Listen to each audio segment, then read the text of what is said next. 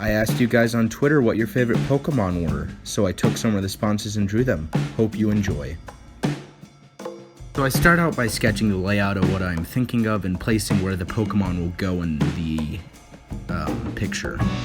Then I start adding Mimikyu into the piece and decide to go with a different style for him than the normal drawing by making him a bit more goopy and creepy looking. With Pikachu, I put him next to Mimikyu because they look so similar in design.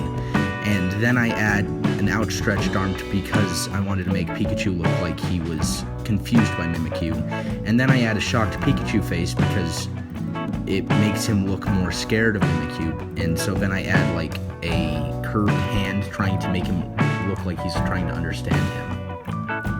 After some shading, I go on to Mew, which is more of a cat fetus than Pokemon, I'd like to think. And Mew is hard, so I do multiple layers of him, as you'll see. I add a tail, but the tail I originally added doesn't look good, so then I change it up a bit more by making the lines thinner.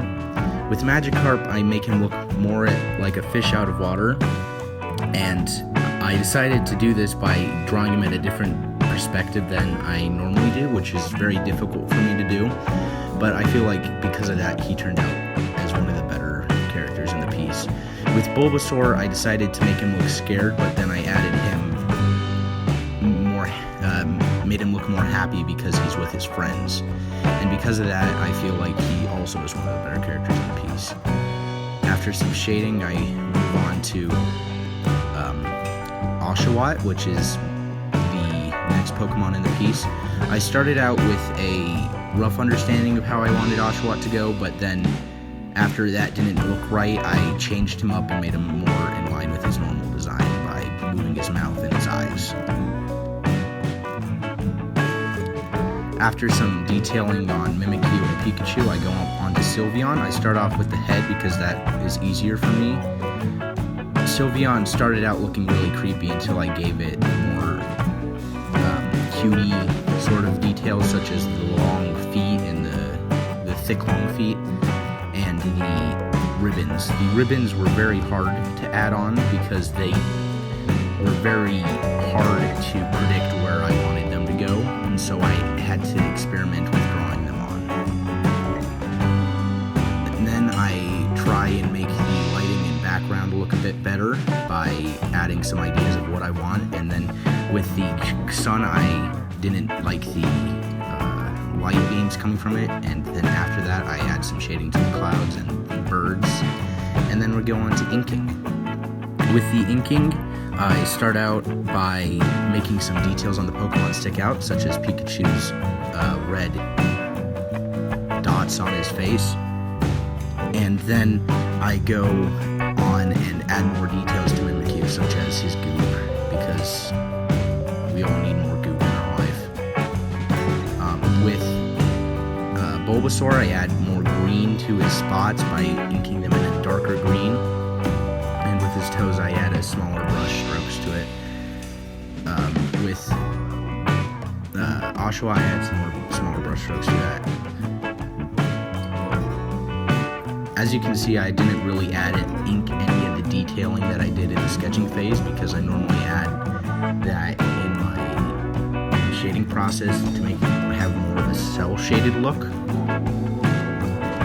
With Mew, I added some more details such as his toe beans, and then we go on to the background where I add a dark green to the hills, and then I fill it in with lighter green and lighter yellow, and then I add a gradient to the sky to make it look like the sun is making everything look different. For the Pokemon, I just use the same outline and the same color scheme that the Pokemon Company has for these promo images.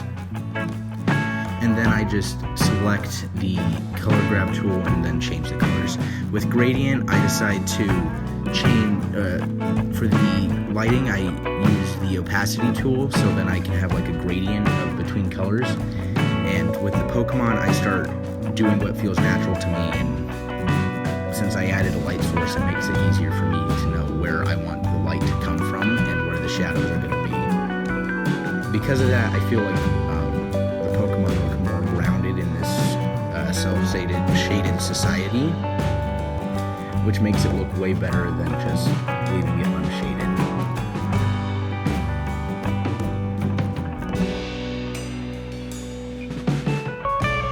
After shading, I add some highlights because the piece isn't going to be complete without highlights, as the highlights make it more realistic, as the sun produces a shadow and a light onto the face.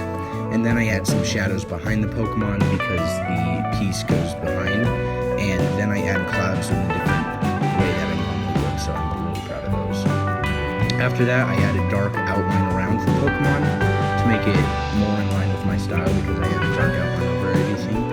And then we're almost done, so are you guys ready to see the final piece?